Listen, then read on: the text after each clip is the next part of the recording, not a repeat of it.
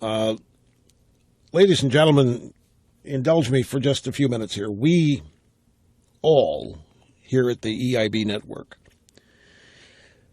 are experiencing a huge void in all of our hearts here today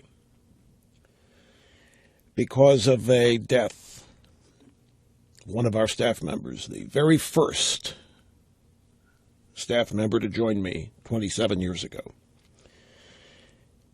in New York, Christopher Carson, Kit, my trusted chief of staff, aide-de-camp, passed away today at 8 a.m. at his home in New Jersey after what really was a 4-year battle and a really valiant, I've never seen anything like it, battle with essentially brain cancer. Thought that it was beaten back 2 years ago, but it came back again last fall with a vengeance. Give you an idea, December 19th, staff Christmas party, and he was fine, normal as anybody ever remembered him. And 10 days ago, I flew to New York to see him in the hospital, and it was the last day that he had any kind of a short-term memory at all. It's a good visit. It was a really good day. And for him too. And I've always said that I wanted to be older, and I never factored something in about getting older, and that is people you know getting sick and dying. But Kit was in all ways, every way I can think of, a special human being in person.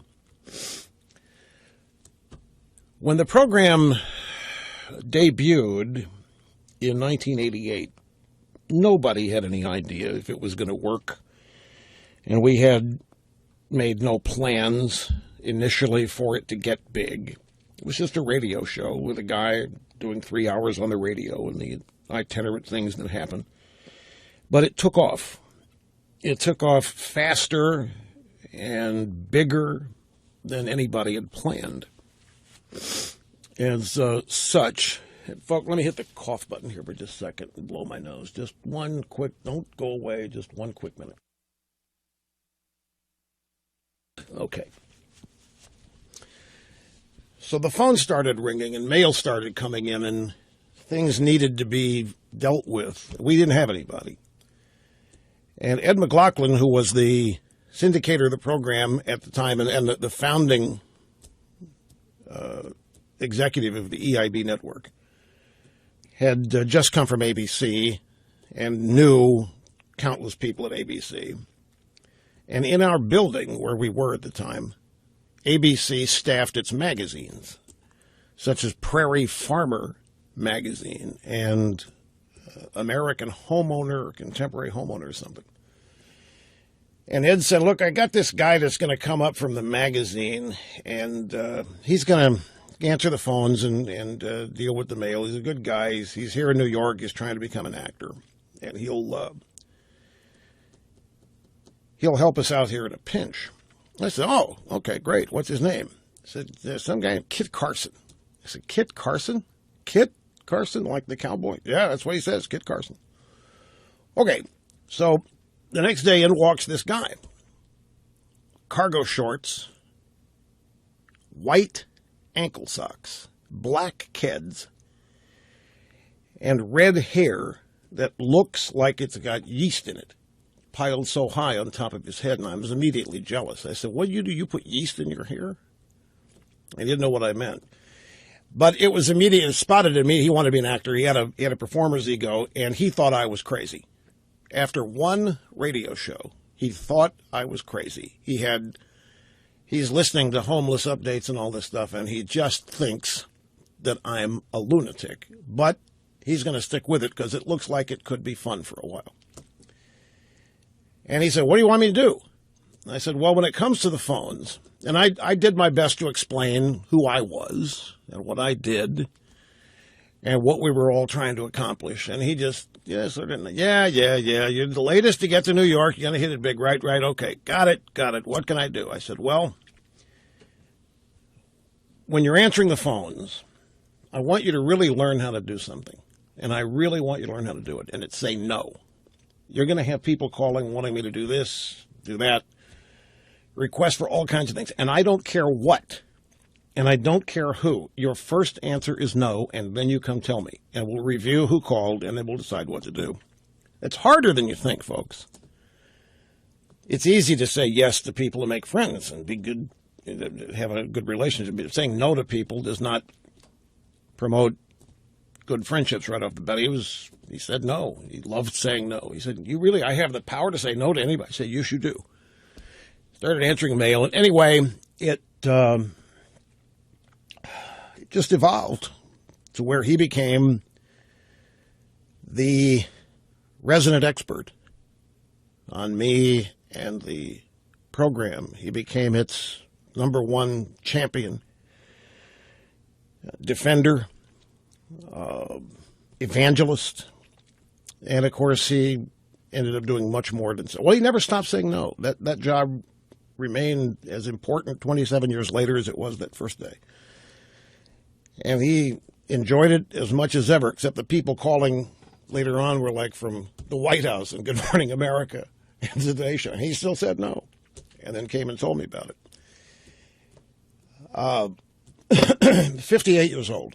He arrived around age 30 or 31, grew up in Milwaukee. And he was insistent, and he introduced himself to people.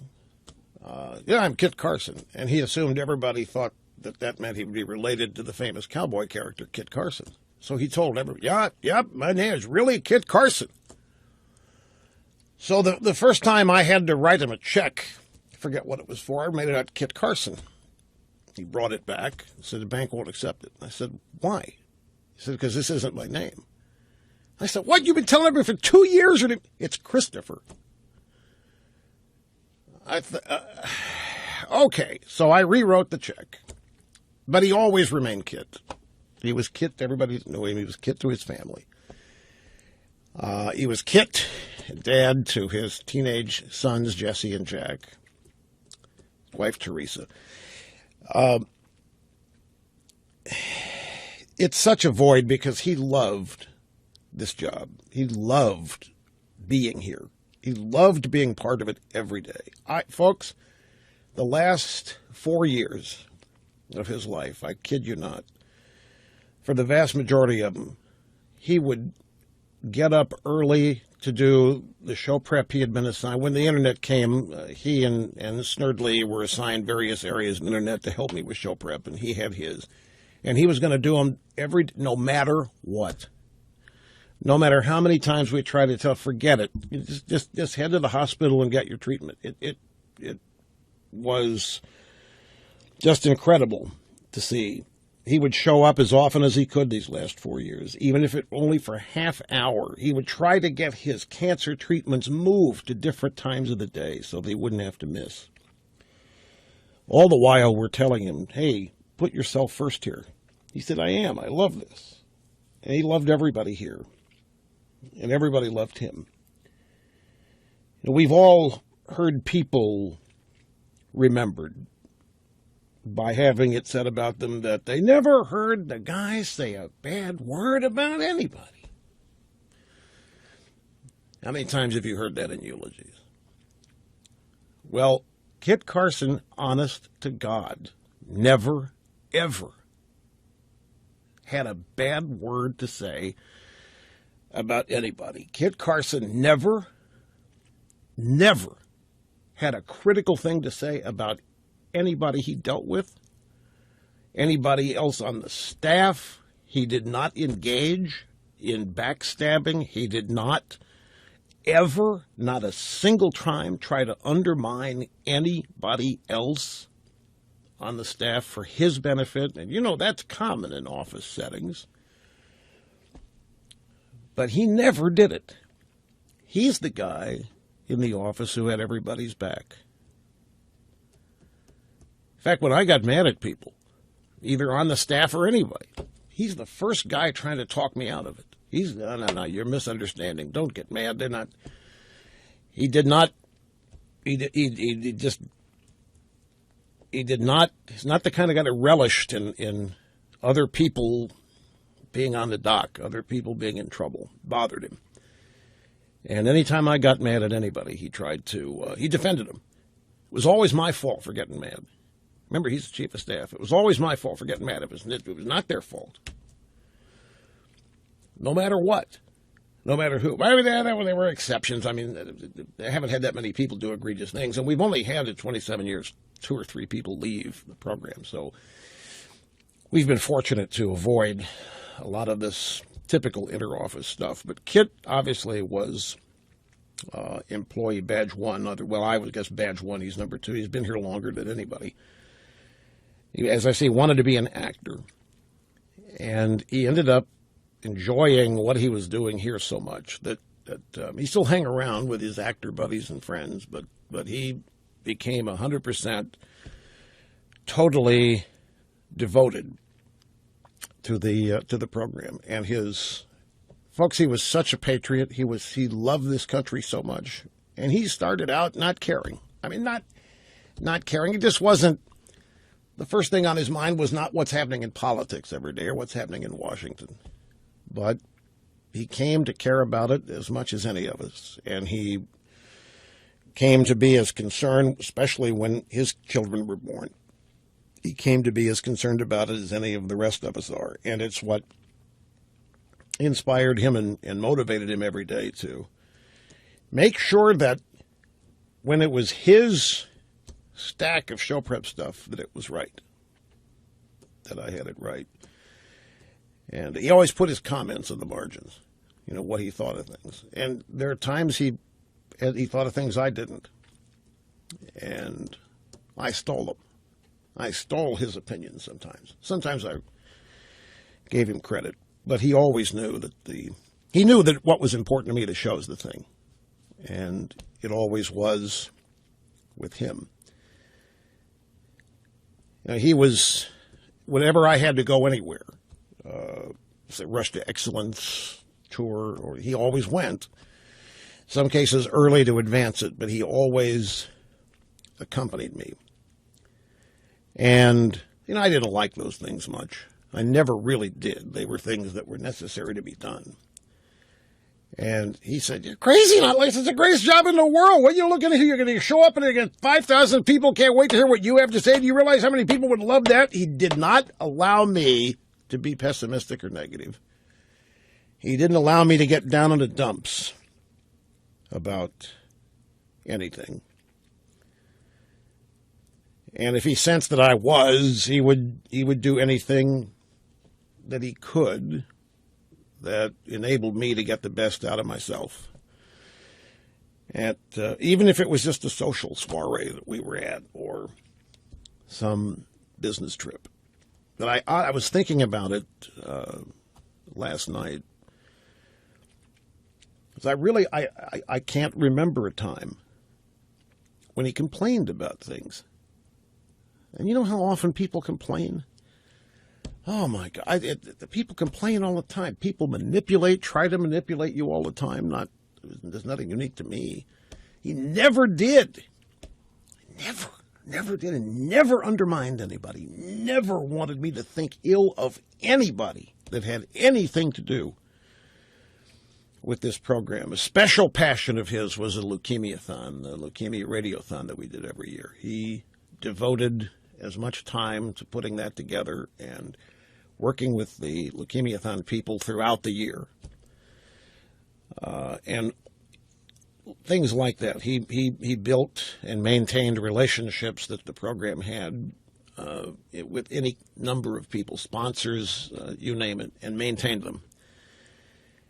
And spoke for me when I was unable to. And I have to say this, too. He is the one guy, this is not meant to besmirch anybody else, but I never once doubted his instincts. I had total trust. I never once thought, for example, when he's advocating it, I do something. I never once thought that there was something in it for him, for me to do it. that it would help him with somebody that was asking me to do it or a friend of his. I never, ever got the impression that the only thing he cared about was doing what he could to make sure I looked as well as good, be the best I could be. And he had this innocent, even age 58, this innocent exuberance about everything. And it wasn't just me, he trusted everybody. I mean, even the people he knew that he shouldn't. Everybody got the benefit of the doubt. You had to really earn his distrust because he trusted you right off the bat. Complete and total trust in the guy. Everything he told me, everything I asked him to give me a report on or do or whatever it was, I never had any suspicions that he was trying to get me to do things or to say things or whatever that would benefit him with other people. Anyway, I have to take a break here, folks. There's just a little more here, but I wish all of you could have, many of you around the course of the country in various parts have probably met him. And if you did, you know exactly the kind of person and personality I'm talking about. But I wish everybody could have met. Hang on, we'll be right back. Say what needs to be said.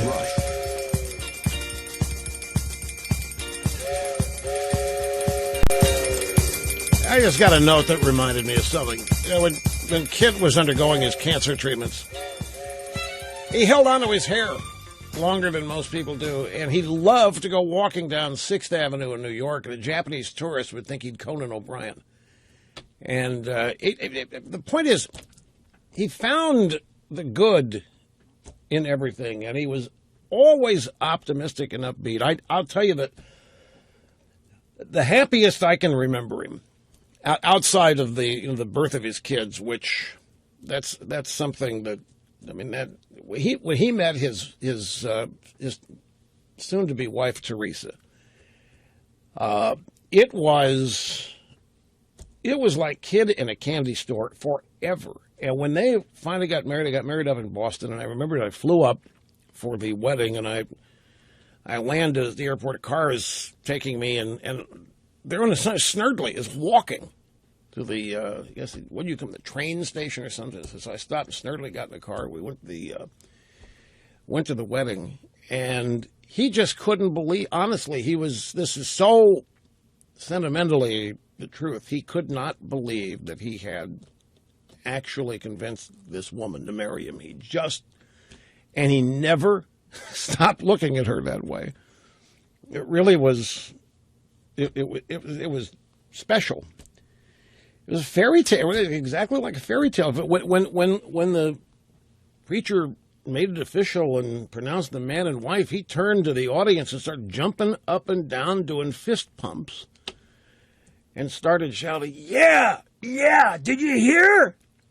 She said yes!" or something. It was just, I don't know. He loved life so much, and it's cut short.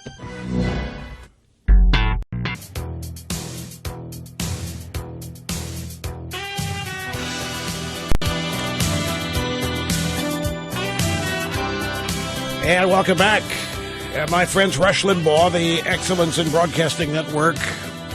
And just a few more comments about the late Kit Carson, our chief of staff here, who passed away. Had been with me longer than anybody else with this program. Passed away this morning at 8 a.m. from brain cancer. And I want to talk a little bit about that.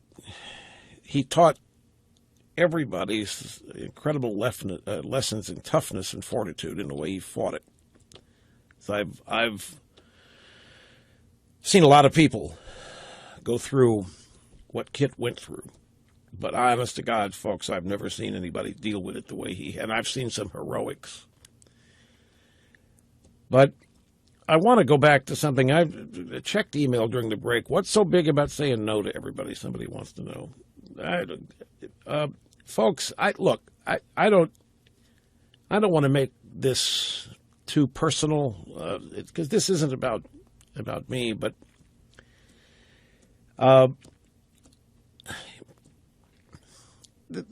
you don't know.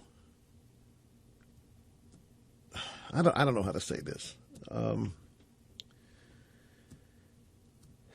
Because this is not complaining. I, believe me, have nothing to complain about. But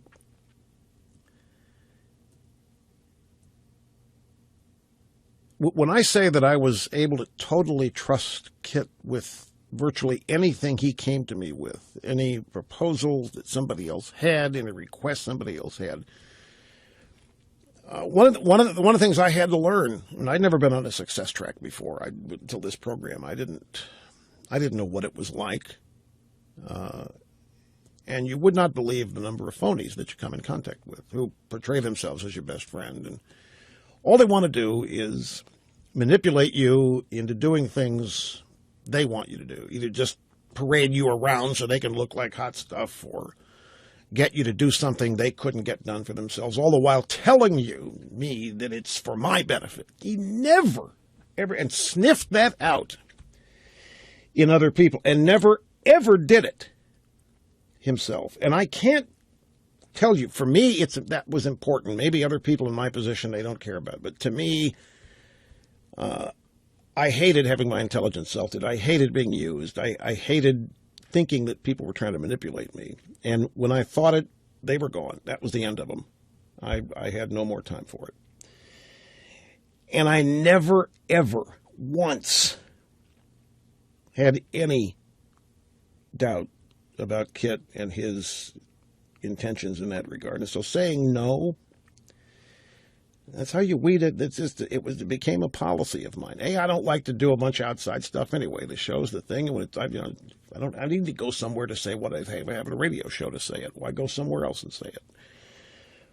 But the point is, I had just entire, complete, total trust in him. Never once doubting his motivations for. Sometimes he suggested I do things, thought they'd be good for me, and so forth. Anyway, that's why saying no was important, because it's easy to say yes and befriend somebody, particularly if they're a powerful person on the other end of the phone. It's the easiest thing in the world to say, yeah, become their friend, become a good guy. Yeah, I can get Rush to do that. Never did that, folks, and that was big. But the way he fought this disease, it was just terrible to watch it. But it was also inspiring. Honestly, I'm not exaggerating. The emails that we would get when he was in the midst of the worst treatment, the chemo, the radiation, the whatever, he scheduled as much of it as outpatient as he could, much more than he should have, because he didn't want to let anybody down. Last time I was able to talk to him meaningfully was a couple of Wednesdays ago in his hospital room. And short-term memory was mostly gone, but he remembered the magazine that he came from 27 years ago. He remembered all the stories we were reminiscing about over the years. But what had happened the last couple hours, a couple days were tough. But at one point, Jack and Jesse, his kids, are there, and Teresa, and I grabbed his hand and I held his hand. I said, let me tell you something. There's nobody who can replace you. There's nobody who can do what you do. And he looked at me, and I don't know how much there he was at a given moment. Brain cancer is a horrible thing. But he looked at me and said, that's not true. And I said, oh, yes, it is. And I kept shaking his, or squeezing his hand and letting him know that it was true. And I wasn't just saying it. And it is, because of the trust. So he was just insistent on getting his portion of the show prep in. He was he asked permission. I mean, I never got over it. He'd ask permission to go get his next cancer treatment. And he would, if we had said, well, that's going to be really tough, He would have called the hospital or doctors and tried to move it. Now, we never did. Don't misunderstand. He's been with 27 years, and he's, even in the fight for his life, he's, putting our concerns ahead of his. We had to insist with him a number of times, look, just take care of yourself. We all know the story here. Just go take, which he did. But it still was, one time when he was in the hospital for treatment, he learned how. I still don't know how he did it because he could barely use a computer. But he figured out in the midst of all this, because he had lost the ability to type for a while, the dexterity, he learned how to set up drag and dictate and was able to dictate things and email them off. And at the time, I went to the hospital to visit him at that point, and I saw the setup. I said, you could not, how did you do this? He said, I don't know, but it had to be done. I'm looking at it, and I said, this is not possible. I wouldn't have known how to do it the way he did it. Now, he might have had some outside help, but he was so insistent on whatever all this was, not harming the show or me, that he did everything he could, and it was just amazing to and it was instructive to watch the success and then the failure of all of the various treatments. You could see this. The first time the brain tumor was zapped with radiation, it was phenomenal within 3 days.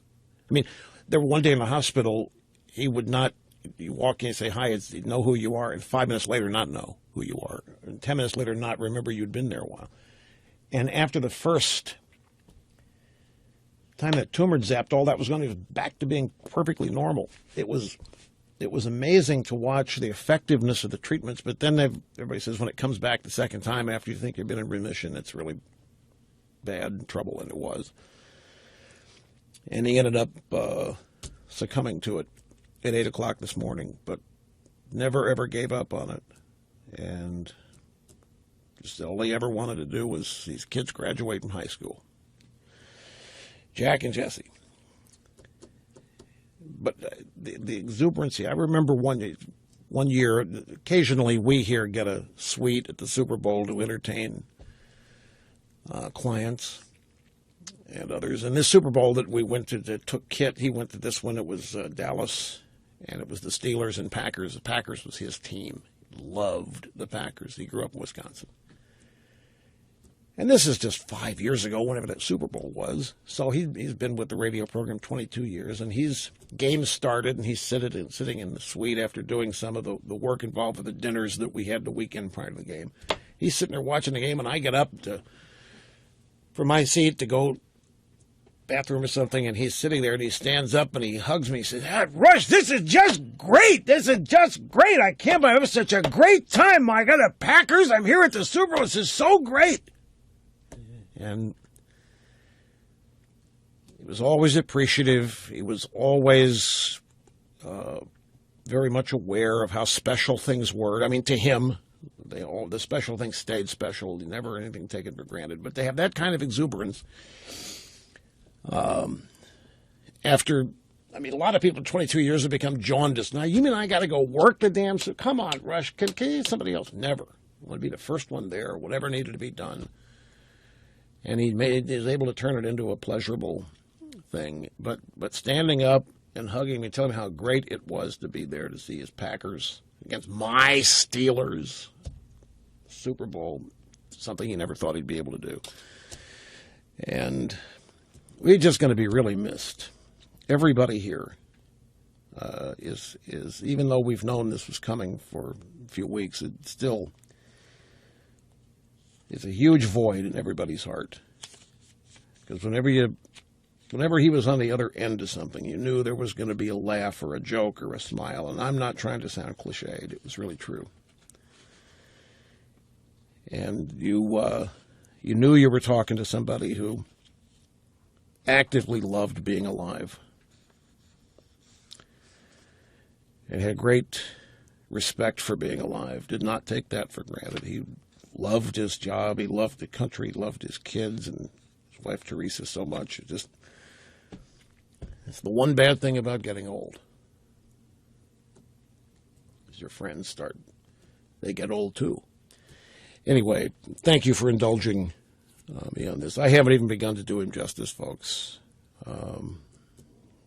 But I wanted to share with you a little who he was, because he was such an integral part of this program every day, even though you never heard him. And even though many might not have known who he was or what he did, other than hearing me call him chief of staff, he was irreplaceable, and it's just very, very sad, unfortunate thing that happens to everybody. And the way he dealt with it was a lesson in and of itself. Rush Limbaugh. Catherine has been spending a lot of time with Kit's family in the past couple of weeks. She had a great idea, Snurdly. I don't know if she mentioned this to you. She thinks we ought to put a chair in there and up in New York. It's called the Kit chair, the honorary Kit chair. He's always going to be there. That chair is always going to be for him, always going to be where he sat. So we're going to do that because it is a great idea. He walked in the room wearing those cargo shorts and the short white socks and the black Keds.